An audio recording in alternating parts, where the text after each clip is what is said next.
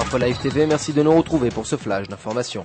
Ouvrons cette édition avec une information diffusée par nos confrères du Jérusalem Post, selon laquelle le chef de la diplomatie française, Bernard Kouchner, aurait invité des représentants du Hezbollah à participer à un sommet pour le Liban à Paris cet été. Il s'agit d'une véritable rupture avec la politique de l'ancien président français Jacques Chirac, qui n'a jamais invité la milice chiite pro-syrienne à l'Elysée. Mais l'information principale de cette édition, c'est le second tour des élections primaires du Parti travailliste. Les deux candidats en lice, Sami Ayalon et Ehud Barak, ont bouclé cette nuit une campagne électorale riche en rebondissements. Selon les derniers sondages, le ralliement d'Amir Peretz à Ayalon offrirait la victoire à son adversaire Ehud Barak, qui obtiendrait ainsi le soutien des kibbutzim et du secteur arabe.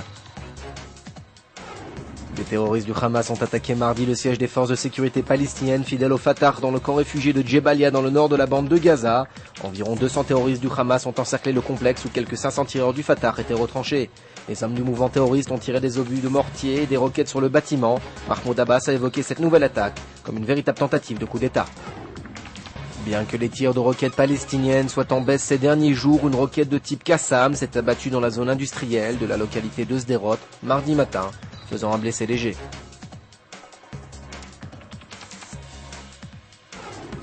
Le ministre des Transports Shaul Mofaz a déclaré dans son témoignage devant la commission Vinograd qu'il n'a pas été tenu au courant des évolutions et des décisions du gouvernement pendant la seconde guerre du Liban. Il affirme également avoir voulu s'impliquer davantage du fait de son expérience d'ancien chef d'état-major et d'ancien ministre de la Défense, mais ses propositions auraient toutes été refusées. Au lendemain du lancement réussi du satellite espion israélien Ofek 7, l'agence israélienne pour l'espace a déclaré vouloir continuer à lancer d'autres satellites du même type jusqu'en 2010.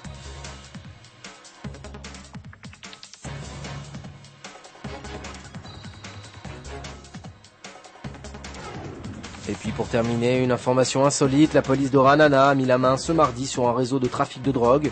Mais chose étonnante, les suspects auraient caché de grandes quantités de résine de cannabis et d'ecstasy dans des pitas pour le plus grand bonheur des amoureux des falafels et des shawarma. Votre programme sur InfoLive TV, ce sont des images du lancement du satellite espion Ofek 7. Et puis retrouvez la nouvelle série télévisée iranienne qui se déroule en Europe et qui s'attaque une fois encore à la légitimité d'Israël.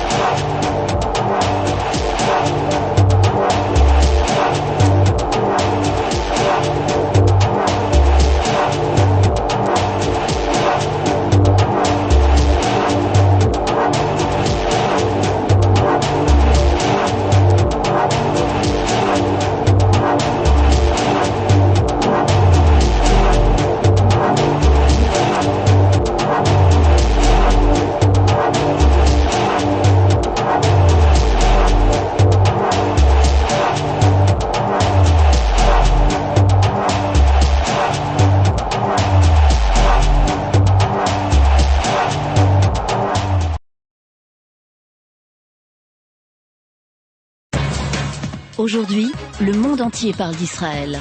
Mais qui parle d'Israël au monde entier, en temps réel, en 4 langues et en direct de Jérusalem? InfoLive.tv, la première chaîne de télévision internationale israélienne. 24 heures sur 24, 7 jours sur 7, suivez de l'intérieur l'actualité d'Israël et du Moyen-Orient.